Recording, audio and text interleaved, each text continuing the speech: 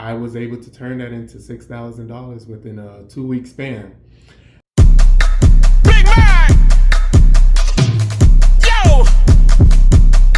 Let's go! This is what they wanna hear. This is what they wanna hear. This is what they wanna hear. This is what they wanna hear. This is what they wanna hear. This is what they wanna hear. This is what they wanna hear. All right, let's go! Make your cheek, do it then. Left cheek, right cheek. There she go. Jiggle then, wobble then. Stand with it. Put it on them. What's up, everybody? Welcome back to my YouTube channel. I've been gone for a while. I know I abandoned my channel for a couple months, but we have been going through a couple of things. As in we, I mean me. Again. Nothing new, nothing changed, same old shit. Same old fucking Just some crazy stuff going on. I done moved twice. I have learned a lot of lessons. I have also accomplished quite a few things that I never thought I would be able to do. I knew eventually I'll be able to do it, but you know, it's different when you're like dreaming it in your mind and like actually putting in the action and the work and then it actually happen. New things will be happening for the month of August that I will make YouTube videos on that I feel like will help a lot of people that I get questions about a lot. So go ahead and get ready for today's video. All right, so the first thing we're going to talk about is that I moved twice. So I moved to Orlando the month of September of last year. I had to move away for a month and then move all the way back again around June, I believe. So I moved back here into the Orlando area. And so basically got laid off from my last job.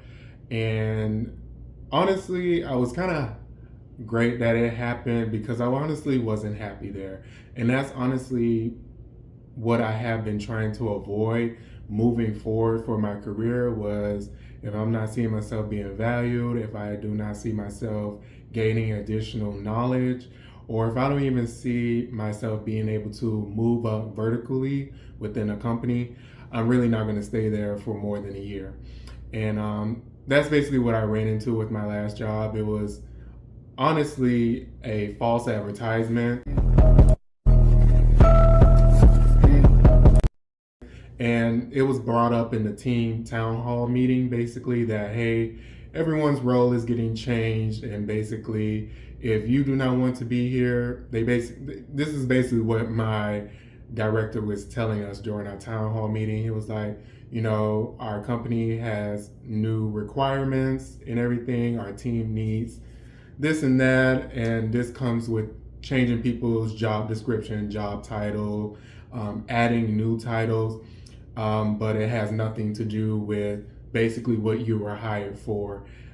So had that situation happen and we were basically given the ultimatum to leave or you can be able to stay. Of course, I'm not going to leave willingly and not, you know, get unemployment for that process. So after losing my job, I basically got my last paycheck and I was in a situation of, okay, will I be able to pick up my next job role as quickly as before? Unfortunately, what happened at this time was the second rounds of layoffs within the tech industry. So Google, Amazon, Microsoft, they were doing their second rounds of layoffs because of inflation, quote unquote, and more endeavors into their AI plans that, you know, most of these tech companies are currently trying to push and trying to implement into our lives with everything, our TVs, our cell phones, you name it. AI is involved with it basically. During that time, I wanted to delve back into stock trading. So I was able to start my stock trading again. I started with around $400 or $700 basically. Actually, I started with $400. And then I added an additional $400 to that $400 to make it like $800. And I was able to turn that into $6,000 within a 2-week span.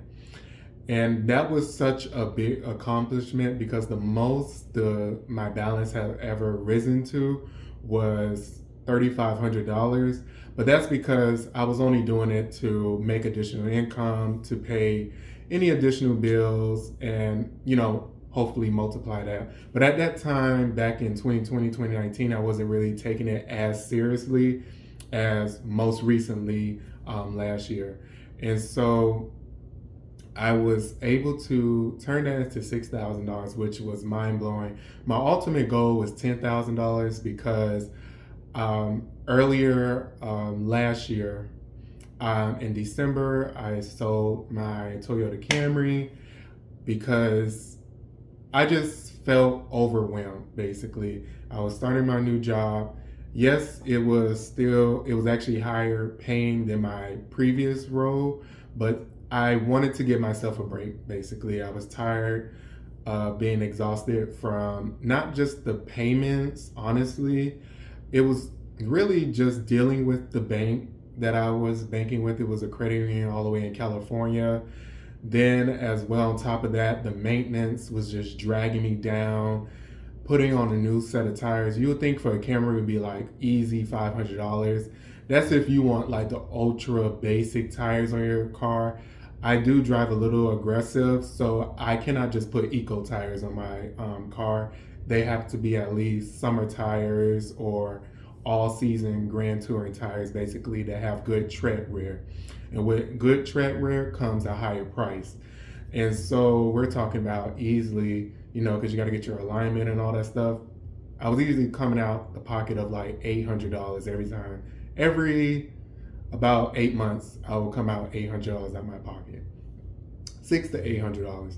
And so I was just honestly getting exhausted with that. Then I got into a hit and run accident where a truck hit me on the turnpike, a pickup truck, not a full-on truck, but a pickup truck just hit the side of me on Halloween, of course, on that day. And honestly, that was a little bit, it wasn't honestly that bad. I was able to replace that, as you can see in one of my YouTube videos I posted recently. I was able to fix that side fender myself instead of paying someone like $700 when the parts only costed like no more than $200.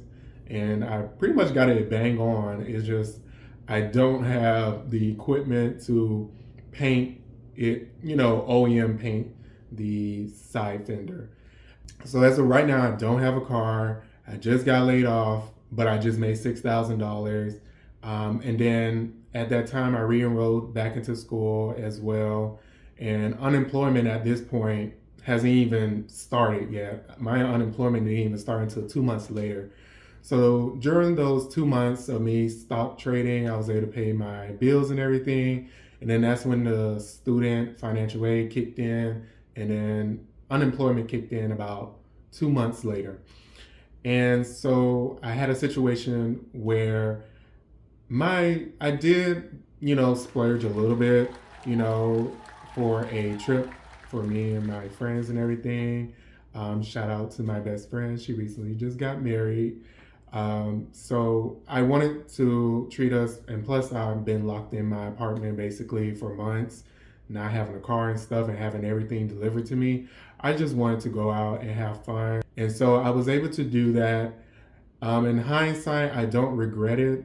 I just didn't expect how things escalated and costed me thousands of dollars. When it comes to having a luxury apartment, you're basically nickel and dime for every single thing. To cut my lease or whatever, to cut it short, I have to pay $3,300 for that situation because I didn't have any damage or anything. I didn't have a overdue balance with my apartment.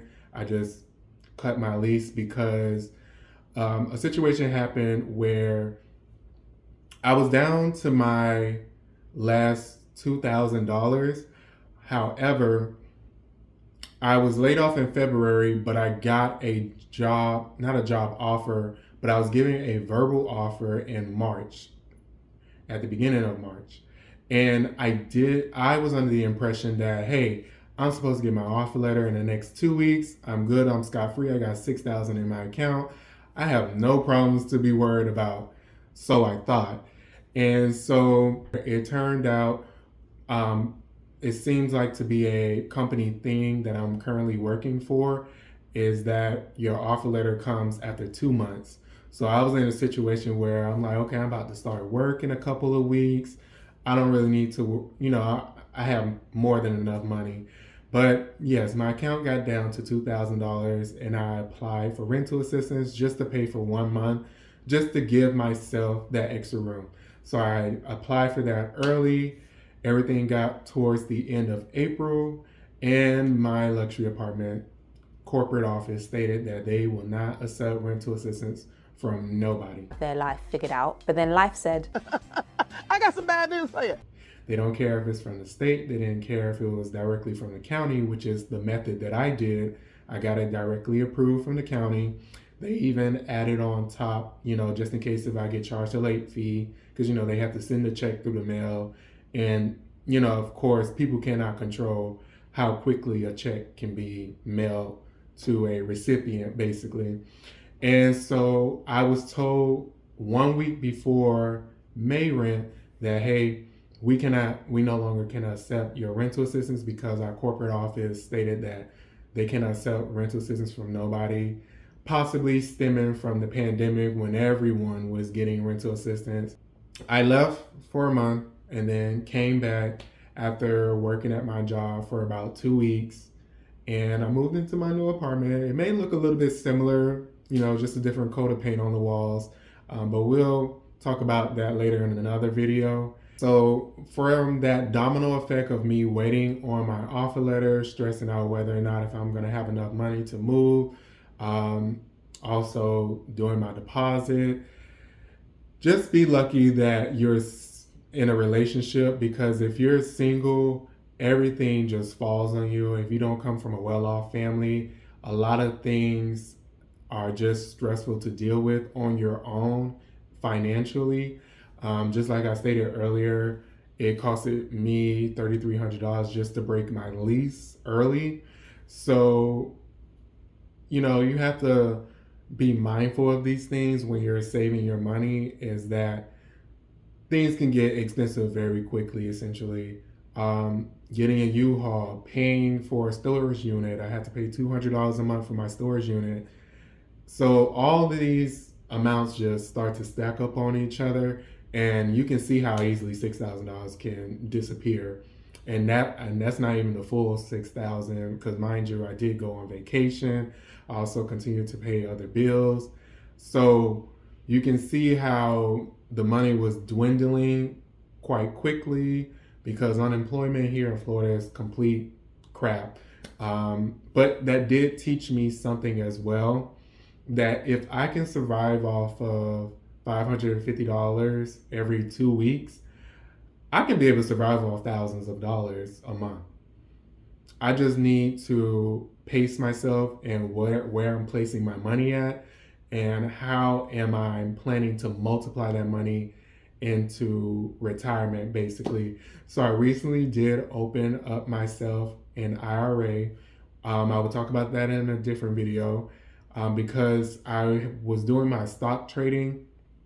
But if you don't know, if you put your money into a regular stock account, any money that you accumulate over the time being, you are still double taxed on that. So even though you got paid from your job, you got taxed out of your paycheck, and you move that already taxed money into your stock account, any money you make above that amount that you put into your stock account, you're going to get taxed on that. When you have an IRA account, a Roth IRA to be more specific, is that a Roth IRA, they already know that you're putting tax money into that account, and you will not be taxed for any money that you make above that amount. Now, the only caveat is that you only can put a specific amount in there. So you have a maximum, I believe it's $18,000, if I'm not mistaken. It's about $18,000 that you can put in the account. But if you increase the balance from capital gains, then that's a totally different situation. I believe you're not taxed on that at all. But once again, I'll talk about that more in another video.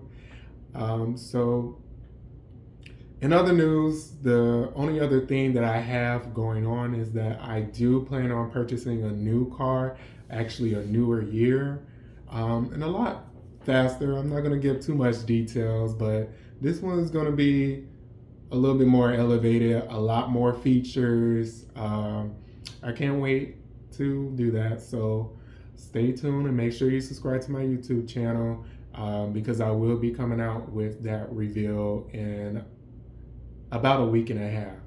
So very soon, before the end of this month, that YouTube video should be out. Alrighty. And I'm also going to be making a YouTube video on the process of purchasing a newer vehicle or just purchasing a car that you're financing, or you may can be paying cash for it as well, because there's some cues that you have to look at, especially in today's climate with a lot less people purchasing cars due to inflation, or not even slowing down purchasing cars, but being more picky on what car you want. A lot of people traded in their Mercedes for a fully loaded Camry or a fully loaded Honda Accord because the payments were a lot less, and because inflation raised their rent, they're like, hey, I can't afford no $1,200 payment on a C-Class Mercedes. So I will definitely be going more in detail about that in a different YouTube video. Other than that, enjoy the rest of your day, and bye.